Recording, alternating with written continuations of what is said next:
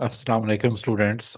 आपका सब्जेक्ट है fundamentals of business, code 5402 and 463। आपकी कोर्स बुक आपके सामने डिस्प्लेड है। स्टूडेंट्स, इस वीडियो में हम बात करेंगे कि फंडामेंटल्स ऑफ बिजनेस के सब्जेक्ट की नेचर क्या है, ओवरऑल इसमें यूनिट्स कौन से हैं, इसका एक पास्ट पेपर देखेंगे और उसका जो सोल्यूशन डेवलप किया जा सकता है वो एक सोल्यूशन भी मैं आपको दिखाऊंगा ताकि आप पेपर में मैक्सिमम मार्क्स ले सकें। इसके साथ साथ मैं आपको इस सब्जेक्ट के नोट्स का लिंक भी फ्राहम करूंगा। तो इस सब्जेक्ट के जो ये वीडियो है, इस वीडियो के नीचे डिस्क्रिप्शन में आप देखें तो आपको शॉर्ट नोट्स का लिंक भी मिलेगा, आपको पास पेपर का सॉल्यूशन भी मिलेगा और साथ आपको हर यूनिट की वीडियो लेक्चर भी मिलेंगे ताकि आप इसको और मैक्सिमम बेहतर वे में देख सकें। स्टूडेंट्स, आपको पता है एआईयू के हर सब्जेक्ट की तरह इस सब्जेक्ट के भी 9 यूनिट्स होते हैं। तो इस सब्जेक्ट के भी 9 यूनिट हैं और ये बिजनेस की बेसिक्स के मुताल्लिक है। सबसे पहले यूनिट में बिजनेस एंड नेचर की बात की गई है, बिजनेस क्या होता है।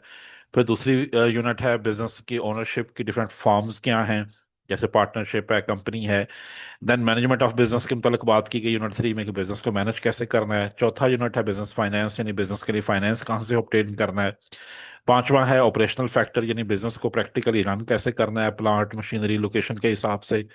यूनिट 6 है मार्केटिंग कैसे करनी है अपनी प्रोडक्ट्स एंड सर्विसेज की। यूनिट 7 है बिजनेस सपोर्ट सर्विसेज जैसे insurance, e commerce, stock exchange वगैरह। यूनिट 8 है रेगुलेटरी एस्पेक्ट्स के हवाले से, जैसे जो लॉज एप्लीकेबल होते हैं बिजनेस पे उनको देखा गया है। और यूनिट 9 बिजनेस एक्सपेंशन है, जिसमें आप एक्सपोर्ट्स में भी जा सकते हैं और अदर बिजनेसेस के साथ कोलैबोरेट कर सकते हैं। तो इन सारे यूनिट्स के ये बुक भी कंप्लीट है, इसको भी आप देख सकते हैं। वैसे इनके नोट्स भी मौजूद हैं जो इस वीडियो के डिस्क्रिप्शन में लिंक होगा, उससे देख सकते हैं। अच्छा स्टूडेंट्स, चलते हैं इसके पास पेपर पे और देखते हैं कि इसका पेपर किस तरह आता है। आपके सामने एक पेपर डिस्प्ले है। इसी तरह आपके एआईयू के बाकी सब्जेक्ट की तरह भी इसमें टोटल 8 क्वेश्चन आते हैं और इन 8 सवालों में से आपने 5 सवाल अटेम्प्ट करने होते हैं। 3 घंटे का टाइम आपके पास होता है और 50 मार्क्स के साथ आपका पेपर पास होता है। अच्छा, इसमें एक चीज़ का ख्याल रखें, आपके ने जो 8 सवाल करने होते हैं ये लाजमी नहीं कि पहले 5 करने हैं, आप कोई से भी 5 सवाल कर सकते हैं इन 8 क्वेश्चंस में से।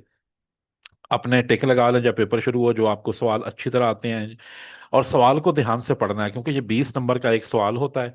और इस सवाल के अंदर जो होता है, नॉर्मली एक सवाल के अंदर दो डिफरेंट चीज़ें पूछी जाती हैं या दो पार्ट हो सकते हैं। वो लाजमी नहीं कि वाज़ेह तौर पर बताए जाएं, लेकिन वो उसके अंदर हो सकते हैं।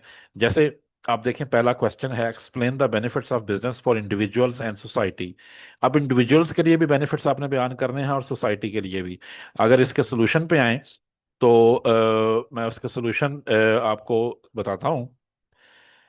अब इसका लिंक आपके साथ इस वीडियो के डिस्क्रिप्शन में मौजूद है, आप वहां से देख सकते हैं। मसलन आप बिजनेस के बेनिफिट्स इंडिविजुअल्स के लिए क्या हैं। सबसे पहले तो इंडिविजुअल्स के लिए इनकम जनरेट होती है, वो बिजनेस करते हैं तो उनको प्रॉफिट होता है। नंबर 2, स्किल्स डेवलप होती हैं उनकी, प्रॉब्लम सॉल्विंग की, टीम वर्क की, और जिससे वो मजीद अपने बिजनेस को एक्सपेंड कर सकते हैं। यूनिट 3, एंटरप्रेन्योरल अपॉर्चुनिटीज मिलती हैं। नई एंटरप्रेन्योरल अपॉर्चुनिटीज होती हैं, नई प्रोडक्ट्स, न्यू सर्विसेज प्रोवाइड करने की opportunity. Number 4, access to goods and services होती है इंडिविजुअल्स को। एंड नंबर 5, फाइनेंशियल इंडिपेंडेंस होती है। अगर आप बिजनेस करेंगे तो फाइनेंशियली इंडिपेंडेंट हो जाएंगे, किसी पे डिपेंड आप नहीं करेंगे, अपनी सेविंग्स बढ़ा सकते हैं और फ्यूचर प्लान कर सकते हैं। सोसाइटी के बेनिफिट्स की बात की जाए तो सोसाइटी में एक तो इकोनॉमिक ग्रोथ होती है, ग्रोथ हो तो सबको फायदा होता है, लोगों के लिए जॉब्स क्रिएट होती हैं, गवर्नमेंट को टैक्सेस मिलते हैं, बिजनेस के मालिकान को रेवेन्यू और प्रॉफिट मिलता है। उसके बाद जी इंफ्रास्ट्रक्चर डेवलप होता है, जितनी ज़्यादा मार्केट्स होंगी, जितने ज़्यादा प्लाजा शॉप्स या और इस तरह की डेवलप होंगी बिजनेसेस, उतना ज़्यादा इंफ्रास्ट्रक्चर डेवलप होगा। इसके अलावा इनोवेशन एंड टेक्नोलॉजी एक्सपेंड होती है। जितने आजकल तो आईटी का दौर है, तो जितने ज़्यादा बिजनेसेस आईटी सर्विसेज को यूज़ करेंगे उतना ही ज़्यादा आईटी सर्विसेज और इम्प्रूव होती जाएंगी, बेहतर सॉफ्टवेयर आते जाएंगे। नंबर 4, सोशल वेलफेयर होती है। बिजनेसेस जब जो कारोबारों को मुनाफे होते हैं वो फिर मालिकान अपना पैसा दूसरे लोगों के साथ शेयर करते हैं, जिसे कॉर्पोरेट सोशल रिस्पॉन्सिबिलिटी एक्टिविटीज़ कहते हैं, जैसे कोई स्कूल बना देंगे या चैरिटी या लोगों के लिए कोई खाने का इंतजाम कर देंगे। और आखिरी बात है पॉवर्टी, इससे कम होती है। अब ये 5 बेनिफिट इंडिविजुअल्स के लिए, 5 सोसाइटीज़ के लिए, आप मजीद भी 2-3 ऐड कर सकते हैं, लेकिन याद रहे आपके पास जो पेपर होता है उस पेपर में 20 पेजेस होते हैं और आपने एक सवाल को मैक्सिमम 4 पेजेस में कंप्लीट करना है। तो आप 2 पेज इंडिविजुअल्स के बेनिफिट्स के लिए रख रहे हैं और 2 पेज सोसाइटी के बेनिफिट्स के लिए रख रहे हैं। तो इस तरह करके आप क्वेश्चन कंप्लीट कर सकते हैं। क्वेश्चन नंबर 2 पे अगर हम चले, मैं क्विकली आपको ये सारे क्वेश्चंस का पैटर्न दिखा देता हूँ कि इनको आंसर कैसे करना है, ताकि आप इसके मैक्सिमम मार्क्स सिक्योर कर पाएं। जैसे क्वेश्चन 2 है जी, व्हाट इज पार्टनरशिप। अब ये सवाल का पहला हिस्सा है। Number 2, explain in detail the difference between A partnership firm and A sole proprietorship. तो इन दोनों के दरमियान डिफरेंस क्या होता है, इसको भी आपने इलेबोरेट करना है। अच्छा, आप क्वेश्चन 2 का जब आंसर करेंगे, सबसे पहले तो पार्टनरशिप को डिफाइन करें। पार्टनरशिप बिजनेस का वो स्ट्रक्चर है जिसमें दो या दो से ज्यादा लोग मिलकर कारोबार के लिए में पैसा लगाते हैं और एग्री करते हैं कि हम एक खास रेशो से नफा नुकसान शेयर करेंगे। वो अपनी स्किल्स भी लाते हैं, कैपिटल भी, और जिम्मेदारी के साथ इसको ऑपरेट करते हैं। इनमें डिफरेंस क्या है? सोल प्रोप्राइटरशिप बेसिकली होता है एक मालक जो अकेला अपने बिजनेस को चला रहा हो। तो सबसे पहले तो इनके ओनरशिप स्ट्रक्चर में फर्क होता है, जो पहला डिफरेंस होता है। आप इसको टेबल की सूरत में भी लिख सकते हैं, इस तरह भी लिख सकते हैं। सोल प्रोप्राइटरशिप का मालिक एक आदमी होता है, वो इन्वेस्ट करता है।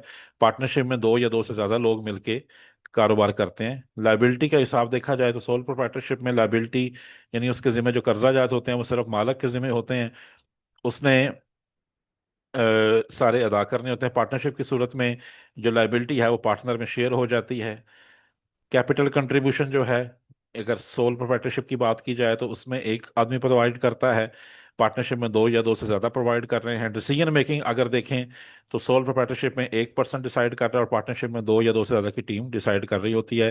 प्रॉफिट एंड लॉस शेयरिंग की बात करें तो सोल प्रोप्राइटरशिप का सारा प्रॉफिट उसका होता है, और लॉस भी हो तो वो सारे उसके हैं। पार्टनरशिप में आपको प्रॉफिट डिवाइड करना पड़ता है खास रेशो से पार्टनर्स में।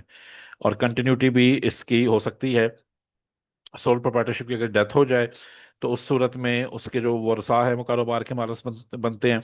पार्टनरशिप की सूरत में अगर एक पार्टनर लीव कर जाए तो उसमें फिर एक पार्टनरशिप डिसॉल्व करके न्यू पार्टनरशिप क्रिएट की जा सकती है। तो ये पॉइंट ऑफ डिफरेंस है, आप और भी एक्सपेंड कर सकते हैं। क्वेश्चन नंबर 3 देखें, discuss the benefits of planning and organizing in business. अब आपका ये जो बिजनेस का फंडामेंटल ऑफ बिजनेस का जो यूनिट 3 है उसके अंदर प्लानिंग के बेनिफिट्स भी लिखे हुए हैं और ऑर्गेनाइजिंग के भी लिखे हुए हैं।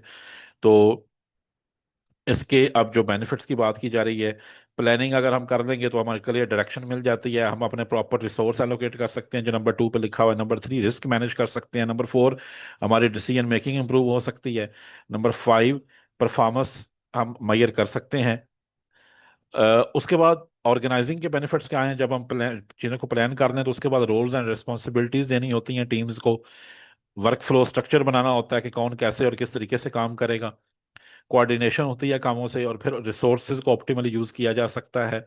देन अडॉप्टेबिलिटी होती है। Well defined well organize business जो है वो चीज अपने ऑब्जेक्टिव अचीव करने के लिए डिफरेंट टीम्स डिप्लॉय कर सकता है। तो ये तो थोड़े से मुख्तसर लिखे हुए हैं just to give an idea कि आपने आंसर कैसे करना है। आप मजीद भी बुक से देख के या नोट्स किसे देख के पॉइंट ऐड कर सकते हैं। अब क्वेश्चन 4 देखें, what is an operational plan, also discuss the various forms of layout of manufacturing business. अब यहाँ भी क्वेश्चन के 2 हिस्से हैं। सबसे पहले ऑपरेशनल प्लान आपने बताना है। ऑपरेशनल प्लान वो डिटेल शॉर्ट टर्म प्लान होता है जिसमें डे टू डे एक्टिविटीज लिखी जाती हैं कि मशीनरी कौन लोग ऑपरेट करेंगे, कब ऑपरेट की जाएगी, तरीकाकार क्या होगा, रॉ मटेरियल कहाँ से आएगा, तो रिसोर्सेज कहाँ से आएंगे और कैसे प्रोडक्ट्स बना के कहाँ तक डिलीवर करेंगे। उसके बाद अगर लेआउट की बात की जाए मैन्युफैक्चरिंग बिजनेस में, तो जो प्लांट एंड मशीनरी लगाया जाता है वो प्रोसेस के हिसाब से भी लगाया जा सकता है। प्रोसेस 1 2 3 उसके हिसाब से मशीनें लगाएं और आपकी प्रोडक्ट बनती जाए। प्रोडक्ट के हिसाब से बनाया जा सकता है। प्रोडक्ट ए के लिए मशीनें अलग लगाएं, प्रोडक्ट बी के लिए अलग लगाएं, प्रोडक्ट सी के लिए अलग से लगाएं। फिक्स पोजीशन लेआउट भी हो सकता है। वर्कर और मशीनें जो हैं वो एक जगह वो एक सर्कुलेट कर दी जाएं, और सेलुलर लेआउट भी हो सकता है जिसमें मशीनों को मुख्तलिफ सेल्स में प्रोड्यूस कर दिया जाए या डिपार्टमेंट्स में, और एक तरह की प्रोडक्ट्स वहाँ पे बनाई जाएं। तो ये लेआउट के पॉइंट्स लिखे हुए हैं। अगर क्वेश्चन 5 की बात की जाए, what is difference between sale tax और इनकम टैक्स, और इसको आपने वजाहत से बयान करना है, तो पाकिस्तानी कॉन्टेक्स्ट में सेल टैक्स वो होता है जो प्रोडक्ट की कीमत में शामिल करके आपसे वसूल किया जाता है, और अगर आप बिजनेसमैन है तो आप गवर्नमेंट को पे करते हैं। इनकम और सेल टैक्स एक्ट 1990 है जिसके तहत ये लिया जाता है, और इनकम टैक्स ऑर्डिनेंस 2001 के तहत होता है। आपकी इनकम पे टैक्स होता है। सेल्स और इनकम में फ़र्क होता है। तो एक तो इसकी नेचर ऑफ टैक्स में डिफरेंस है, फिर बेसिस में फर्क है। सेल टैक्स बेसिकली सेल्स पे होता है, और इनकम टैक्स आपके प्रॉफिट या इनकम पे हो रहा होता है। कलेक्शन मेथड भी डिफरेंट है। सेल टैक्स रिटेलर्स कलेक्ट कर रहे होते हैं आम पर्सन से, और इनकम टैक्स आप अ, अपने टैक्स अथॉरिटी यानी एफबीआर को पे कर रहे होते हैं। तो इनके पॉइंट्स जो डिफरेंस के लिए हैं वो यहाँ पे लिखे हुए हैं। अगर क्वेश्चन 6 हम देखें, what is financial planning, explain in detail the process of financial planning. तो पहले आपने फाइनेंशियल प्लानिंग को डिफाइन करना है। Financial planning is the process of setting financial goals for a business and creating a road map to achieve them. जो financial plan होते हैं उसमें हम लिखते हैं कि हमने बिजनेस के लिए कितना पैसा चाहिए, कब चाहिए, और उसकी हम प्लानिंग करते हैं। उसके लिए हम अपने देखते हैं हमारे रेवेन्यूज कहाँ से आ सकते हैं और हमारे एक्सपेंडिचर कितने हो सकते हैं। तो आप फोरकास्टिंग करते हैं। फोरकास्टिंग का मतलब फ्यूचर के लिए एस्टिमेट बनाते हैं, जिसे बजट बनाना भी कहा जाता है। तो प्रोसेस ऑफ फाइनेंशियल प्लानिंग की अगर हम बात की जाए, इसमें आप अपने गोल सेट करते हैं सबसे पहले कि आपको चाहिए क्या। आपने अपना रेवेन्यू कुछ अर्से तक बढ़ाना है, या आप कितना प्रॉफिट अचीव करना चाहते हैं। उसके बाद अपनी करंट फाइनेंशियल पोजीशन आप असेस करते हैं कि वो क्या है, हमारी कितनी सेल्स हो सकती हैं, हमारी प्रोडक्शन कितनी है। उसके बाद आप अपनी फाइनेंशियल नीड्स आइडेंटिफाई करते हैं कि हमें कितना और फ्यूचर रेवेन्यू चाहिए, हमारे एक्सपेंडिचर कितने होंगे। उसके मुताबिक आप एक बजट बनाते हैं कि हमारे रेवेन्यू के सोर्सेज कहाँ क्या होंगे और कहाँ से रेवेन्यू आएगा, और एक्सपेंडिचर हमारा या एक्सपेंसेस कितने होंगे। उसके बाद उस प्लान को इम्प्लीमेंट करते हैं। जहाँ जहाँ से रेवेन्यू आपने लेना होता है उसको आप कलेक्ट करने की मैक्सिमम एफर्ट करते हैं, और एक्सपेंडिचर्स की भी आप प्लानिंग करते हैं। और उसके बाद मॉनिटरिंग करते हैं कि जो कुछ हमने प्लान किया था उसके मुताबिक ही चल रहा है। जितना रेवेन्यू हमें मिलना चाहिए सेल्स ऑफ गुड्स से या सेल ऑफ एसेट से या किसी और तरह से, वो हमें मिल रहा है, और क्या एक्सपेंडिचर हमारे कंट्रोल में है। अगर नहीं है तो उस पर एक्शन लिया जा सकता है। क्वेश्चन 7 की बात की जाए, what is the difference between import and export, explain the procedure for export of A product from Pakistan. तो यहाँ पे इंपोर्ट एक्सपोर्ट की बात की जा रही है।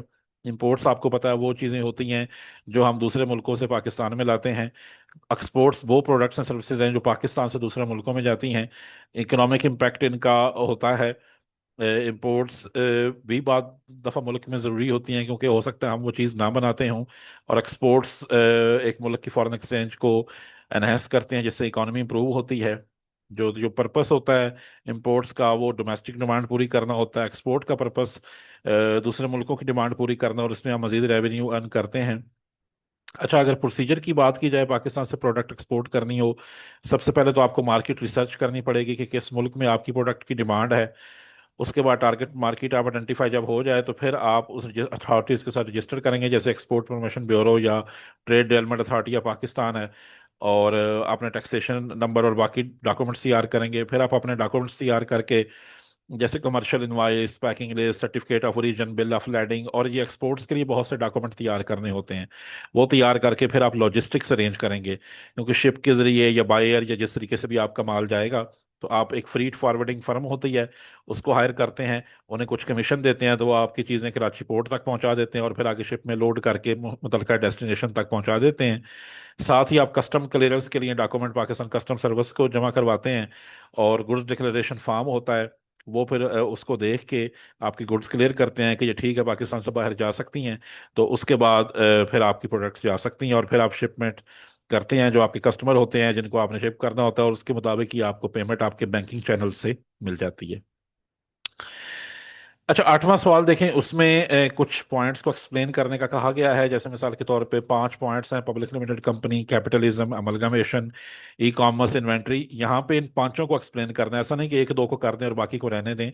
तो इन पॉइंट्स को आपने जब एक्सप्लेन करना है तो हर एक के लिए तीन तीन चार चार पॉइंट देख लें। पब्लिक लिमिटेड कंपनी क्या होती है? ये वो बिजनेस है जिसके शेयर स्टॉक एक्सचेंज पर ट्रेड हो सकते हैं और पब्लिक खरीद सकती है। इसमें मिनिमम 7 शेयर होल्डर होने चाहिए, और उनकी कुछ मिसालें दी हुई हैं। उसके एडवांटेज डिसएडवांटेज भी थोड़े बहुत एक्सप्लेन किए गए। इस तरह कैपिटलिज्म को भी 4-5 पॉइंट दिए हुए हैं। तो मकसद आपको दिखाने का सिर्फ ये है कि जब आप इस तरह के पॉइंट्स को एक्सप्लेन करेंगे तो हर एक के 4 या 5 सब पॉइंट्स दे दें, ताकि आपको लगे एग्जामिनर को कि आप नेसेसरी पॉइंट्स कवर कर रहे हैं।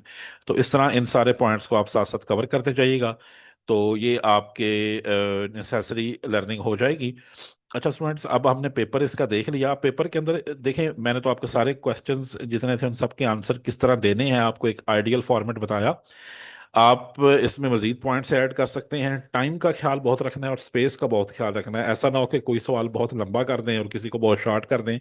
साथ आप लोगों ने एक बड़ी ज़रूरी चीज़ ये होती है, 5 क्वेश्चन लाजमी अटेम्प्ट करने हैं, ऐसा नहीं कि 2 अटेम्प्ट कर दें, 3 अटेम्प्ट कर दें, 4 कर दें। तो आपने बेशक आपको 3 या 4 सवाल आते हैं, पांचवा आपको थोड़ा आता है, अगेन आपके पास चॉइस होती है 8 में से 5 करने की, तो आप वो सवाल पिक करें जिस पे थोड़ा बहुत आप लिख सकते हैं। तो अपनी एफर्ट जरूर करें, आपको स्टेप वाइज मार्क मिलेंगे। जितने आपके पॉइंट्स ठीक होंगे उसके मार्क्स आपको मिलेंगे। वाजिया खुला खुला करके लिखें, मार्कर का बहुत जायज़ इस्तेमाल करें, बहुत बड़ा भी ना लिखें और बहुत छोटा भी ना लिखें, ऐसा ना लगे कि आप स्पेस या सफ़े ज़ाया कर रहे हैं। तो इन पॉइंट्स का आपने ख्याल रखना है। अच्छा, साथ स्टूडेंट्स, जिन नोट्स का मैं आपको कह रहा था ये भी ये स्क्रीन पर डिस्प्लेड है। हर यूनिट के नोट्स ऑलमोस्ट 1100 वर्ड्स में बनाए गए हैं। जो बुक है उसी को ही शॉर्ट फॉर्म में उसकी सारी हेडिंग्स को शॉर्ट करके यहाँ पे एक्सप्लेन किया गया है। ये जो नोट्स हैं इसमें पहले हिस्से में शॉर्ट नोट्स दिए हुए हैं, बिल्कुल ब्रीफ हैं, और इसके दूसरे हिस्से में फाइल में नीचे डिटेल नोट्स दिए हुए हैं, दोनों आप नोट्स देख सकते हैं। तो जितने भी पॉइंट्स बुक में लिखे हुए हैं उनको शॉर्ट करके इन नोट्स में एक्सप्लेन किया गया है, ताकि आप और बेहतर अंदाज में इन सारे पॉइंट्स को पढ़ सकें। याद रहे कि नोट्स जो होते हैं ये ब्रीफ होते हैं। ये आपके लिए पेपर पासिंग के लिए तो चलो होते हैं, लेकिन आप मैक्सिमम मार्क्स लेना चाह रहे होते हैं तो कोशिश करें बुक्स एंड पॉइंट्स को देखें, ताकि आप और ज़्यादा मार्क्स ले पाएं। तो स्टूडेंट्स, आई होप मैंने काफ़ी चीज़ें आपको कवर करा दी हैं। अब आप लोगों की जिम्मेदारी है, एक तो कम्प्लीटली 9 यूनिट्स देख लें, कोई ज़्यादा टाइम नहीं लगता। ये जो नोट्स हैं ये भी मैक्सिमम यहाँ पे जो दिए हुए हैं ये 15 से 20 सफ़े के हैं। तो इन नोट्स को आप देख लीजिएगा। इनका लिंक मैं वीडियो के नीचे प्लेस कर रहा हूँ डिस्क्रिप्शन में, और ताकि आप मैक्सिमम मार्क्स सिक्योर कर पाएँ। Even if you have any question तो आप इस वीडियो के कमेंट सेक्शन में पूछ सकते हैं। Thank you.